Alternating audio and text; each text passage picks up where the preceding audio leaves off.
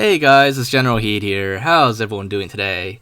So, for today's video, I'm going to be showing you guys what it's like to ride Covenant drop pods on Halo Reach.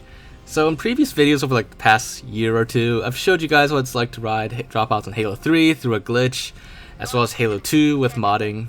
Halo 2 is a lot more recent actually.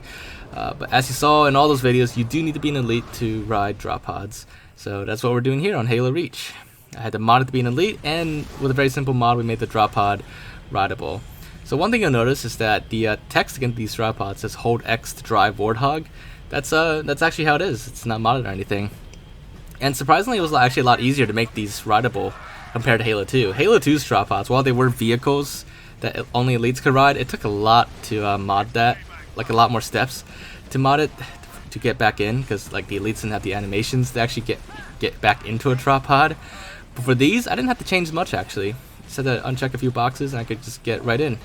And what's interesting about these drop pods compared to Halo 3 and 2, in those games when you got in a drop pod, you were in first person, just kind of stuck there, could look around. But these drop pods, when you're in, these actually have a third person camera that you actually look around in. And another interesting thing is that you can actually shoot while in these drop pods as well. You can't use melee weapons, but you can shoot weapons out. The weapon kind of just like floats between your legs, and you just fire it like that. So I guess in a way you could say these drop pods are kind of more advanced than the ones from Halo 3 and 2, even though these are actually older drop pods as far as like the lore goes. But these drop pods look a lot more comfortable than the sarcophagus-like ones from Halo 3 and 2. But anyways, here you can see like what the HUD looks like in the drop pod. You can see, ignoring like my weapon reticles, you can actually see the Warthog driver reticle when you're in these drop pods. So another interesting thing is that these drop pods, like the Halo 3 ones, if they like get shot even once or twice, they're actually I guess quote unquote dead, and you can't get in them anymore. So as you saw there, one shot from plasma pistol disabled that drop pod. Just like in Halo 3, if those drop pods get shot at, then you can't get in them anymore. So you gotta be really quick and protect them like really good. The next drop pod that shows up in Halo Reach is the shared Covenant drop pod, which has multiple AIs in it, and I believe in Firefight even brutes can come down in it. But for this one, I used the grunt. I played as a grunt to be able to get into this drop pod. Again, it didn't take many changes like the other drop pod, or unlike the Halo 2 drop pod. I just simply had to check it to be useful to the players, and I had to play as a grunt, and I could get in. And of course, this one, you actually are in first person when in a drop pod. The previous drop pod, like I said, you have a third person camera, but this one, you're actually first person. And you just, depending on which side you get in from, you sit in a certain seat. Though in first person, you can't really tell which seat you're in. It kind of looks like you're in the center from your perspective. But yeah, it's pretty interesting drop pod.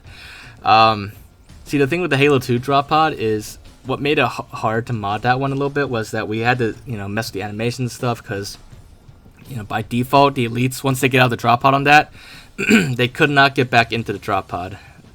Not naturally or anything. But with these drop pods in Halo Reach, and even Halo 3, as an elite or a grunt or whatever Covenant the drop pod supports, you can actually get back in without needing to like mod it further, to mod the seats or anything. But yeah, so that's how these drop pods basically work. These can hold 3 enemies, I believe, and like I said, depending on which side you get in, is which seat that you sit in. Now, the other thing with these drop pods is, unlike the first drop pod I showed you, the elite drop pods, these drop pods really are indestructible. See, no matter how many times you shoot it or what you shoot it with, you can still get back in. You can still get in and out. But with the elite drop pod, like in Halo 3, one shot disables it. Breaks it, I guess. But not these. You could do many shots, you could do rockets, and it'll be fine. But yeah, so that's what it's like to ride in this drop pod. Unfortunately, I couldn't, ride in it in action while it's dropping down, but I'm sure that would have been really cool. But unfortunately, we can only get in and out of it while it's already on the ground.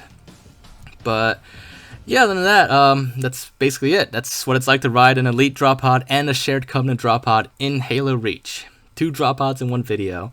The elite one is very similar to the Halo 3 one functionally, but it does take a little bit of modding to enable, unlike Halo 3. But anyways, hopefully you guys did enjoy this video, and if you did find it interesting, make sure to leave a like. Leave your thoughts in the comments. If there's anything else you want me to check out or look into, or things you want me to test out, just let me know and I'll do my best to look into it. But other than that, make sure to subscribe if you haven't already, and I will see you all next time. Bye guys!